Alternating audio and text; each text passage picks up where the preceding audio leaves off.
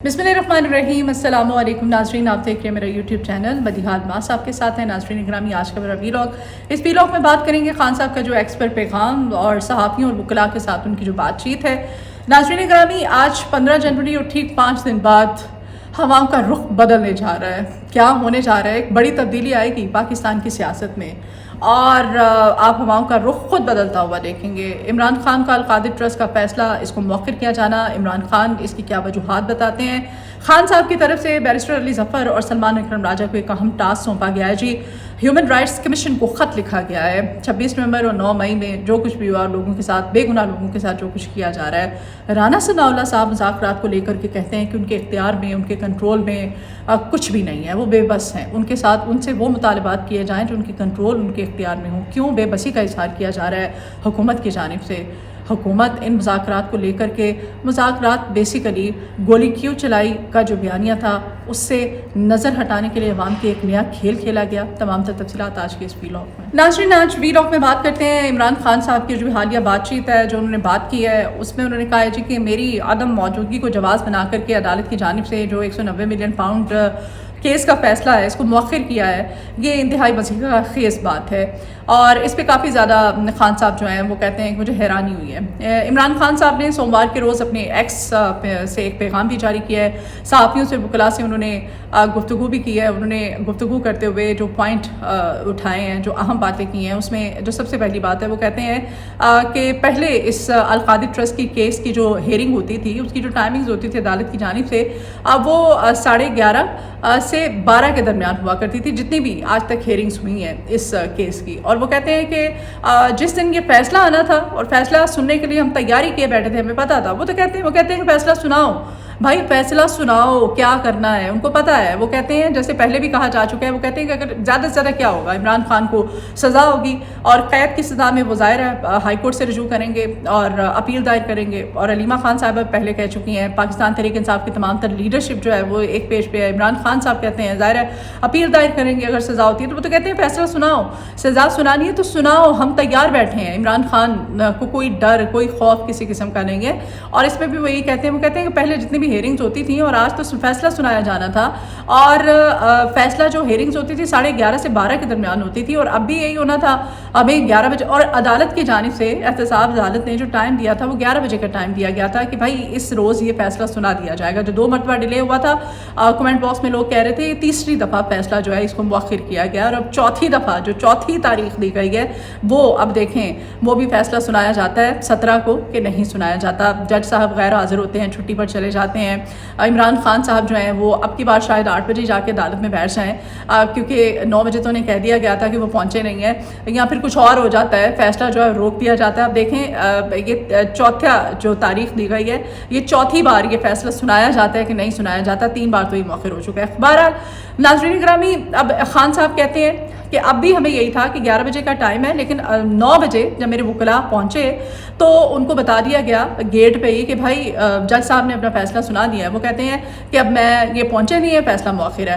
तो उन्होंने कहा कि काफ़ी मसले का खेज़ बात है, और पहले भी मेरे 2 अहम केसेस में ये 2 जजेस जो है मेरी गैर हाज़िरी में फैसला सुना चुके हैं। तो ये तीसरा अल-कादिर ट्रस्ट में ऐसा क्या इन्होंने निकालना है कि मेरा मौजूद होना वहाँ पर ज़रूरी है, फैसला जो है वो नहीं सुनाया गया।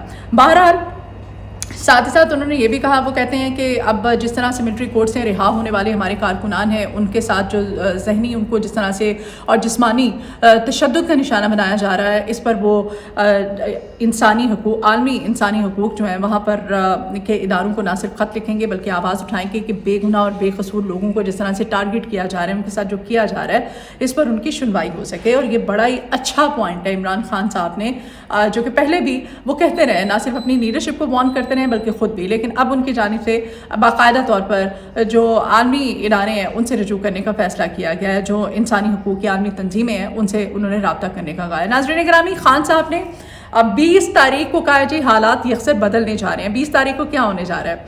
ठीक 5 दिन बाद, आज 15 जनवरी और ठीक 5 दिन बाद बाइडन जो हैं, ट्रंप जो है, डोनाल्ड ट्रंप अपने ओहदे का बाकायदा तौर पर चार्ज संभाल लेंगे, जिम्मेदारियाँ अपने ओहदे की संभाल लेंगे, और जो बाइडन साहब जो हैं वो रुखसत हो जाएंगे वाइट हाउस से।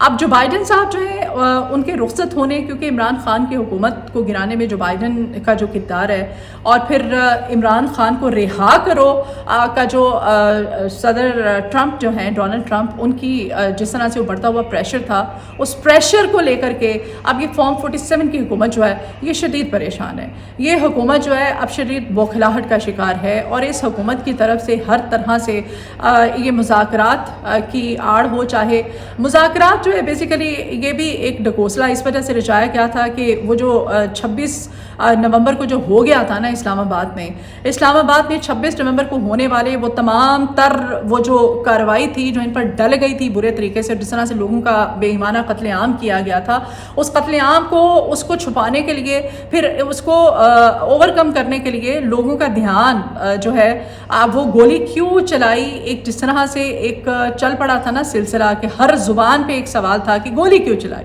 کیوں گولی چلائی. وہی وہاں پر لوگ گئے تھے احتجاج کے لیے، اپنا احتجاج ریکارڈ کرانے کے لیے، اور بڑا مطلب جس طرح سے لوگ، ہر آدمی کا حق ہے، ہر شہری کا حق ہے احتجاج ریکارڈ کرانے کے لیے، لیکن جس طرح سے لوگوں کا وہاں پر بے ایمانہ قتل عام کیا گیا تھا، اس بیانیے کو دبانے کے لیے گولی کیوں چلائی. یہ مذاکرات کا ایک نیا جو ہے یہ کھیل کھیلا گیا.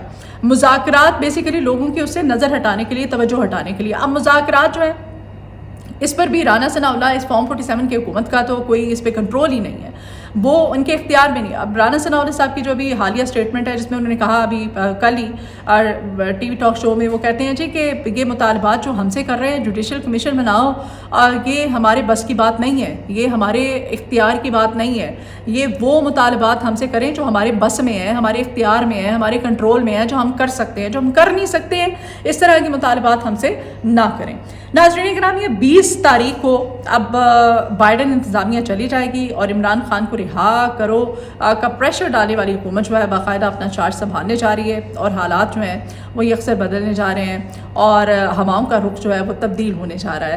اب دیکھیں آپ کو بھی نظر آئے گا، اور ایک نئی جو سپورٹ ہے وہ پاکستان تحریک انصاف کو ملنا شروع ہو جائے گی. پریشر جب وہاں سے بڑھے گا، آواز جب وہاں سے آئے گی، اور وہاں سے جب کہہ دیا جائے گا عمران خان کو رہا کرو، تو پھر یہ فیصلے اس طرح سے موقع نہیں ہوں گے، بلکہ فیصلے جو ہیں وہ میرٹ پر آنا شروع ہو جائیں گے. بہرحال خان صاحب نے ابھی خبر یہ بھی ہے ناظرین گرامی، ایک اور چیز یہاں پر کہ القادری ٹرسٹ بیسیکلی یہ جو خان صاحب کہتے ہیں، وہ کہتے ہیں کہ یہ پیسہ ان کے پاس نہیں ہے، اور یہ پیسہ نہ تو عمران خان صاحب کے اکاؤنٹ پہ ہے، نہ بشرا بی بی کے اکاؤنٹ پہ ہے. یہ پیسہ عمران خان کی حکومت میں جب وہ برسر اقتدار تھے تو اس وقت ان کے جو وکلاء تھے، قانونی ماہرین تھے، جو لیگل ٹیمز تھی، ان کے مشورے سے یہ کہا گیا تھا کہ پیسہ جو ہے پہلے بھی کئی ارب ڈالر جو ہے پاکستان کے وہ ضائع ہو چکے ہیں، کوئی کسی مد میں کوئی کسی مد میں پیسہ پہلے بھی ضائع ہو چکا ہے. تو اب اس پیسے کو بہتر یہی ہے کہ واپس منگوا لیا جائے. تو واپس منگوانے کے لیے خان صاحب نے صرف یہ پیسہ واپس منگوانے کا، خان صاحب نے اپنی جو دور حکومت ہے جب وہ برسر اقتدار تھے تو پیسہ واپس لانے کا ضرور کہا گیا تھا. پیسہ واپس آیا تھا پاکستان. یہ پیسہ جو ہے عمران خان کے اکاؤنٹ میں نہیں ہے.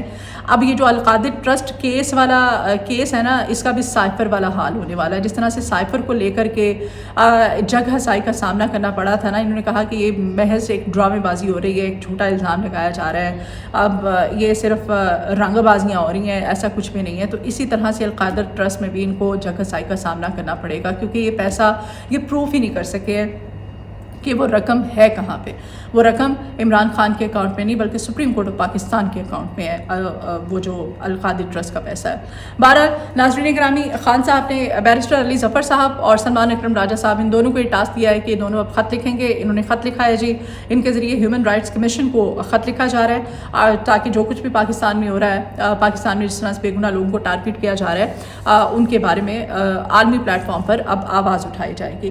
ایک اور خبر ہے جی، کیسز تو بہت سارے عمران خان پہ، توشہ خانہ 2 کیس بھی ہے، اور توشہ خانہ 2 کیس میں اب ہو کچھ اس طرح سے رہا ہے کہ اب ترلے منتیں حجتیں اب ہر طرح سے کوششیں کی جا رہی ہیں. ہو کیا رہا ہے کہ اب کوئی سویلین جو ان کو گواہ ہے وہ نہیں مل رہا ہے، اور سویلین گواہ کوئی بھی گواہی دینے کو عمران خان کے خلاف تیار نہیں ہے. تو اب جو پاک فوج کے اپنے جو ان کے افسران ہیں ان کو اب اس میں مقتدر حلقوں کے اپنے جو لوگ ہیں ان کو اس میں شامل کیا جا رہا ہے. شامل اس طرح سے کیا جا رہا ہے گواہوں کے طور پہ، جس میں ایک سابق ملٹری سیکرٹری ہیں اور ایک ڈپٹی ملٹری سیکرٹری ہیں، ان کا نام سامنے آ رہا ہے. اب ان کو شامل کیا جائے گا گواہ کے طور پہ. مقتدر حلقوں کے اپنے لوگ جو کہ گواہوں کے طور پہ اب شامل کیے جائیں گے توشہ خانہ 2 کیس میں، جو کہ عمران خان کے خلاف گواہی دیں گے، ان کو تیار کیا جا رہا ہے. سویلین کوئی بھی تیار نہیں ہے جی عمران خان کے خلاف گواہی دینے کے لیے. یہ تھی کچھ اہم خبریں جو آپ کے ساتھ شیئر کی. آپ کے فیڈ بیک کی ضرورت ہے. آپ سے ریکویسٹ ہے کہ چینل کو سبسکرائب کیجیے، اپنا فیڈ بیک ضرور دیا کیجیے. ویڈیو آپ کو پسند آئے تو لائک کا بٹن پریس کیجیے گا اور ویڈیو کو شیئر بھی کیا کیجیے. کمنٹ باکس میں اپنی آراء کا اظہار کیا کریں. اپنا بہت خیال رکھیے گا. اپنی دعاؤں میں مجھے یاد رکھیے. اللہ نے کے بعد.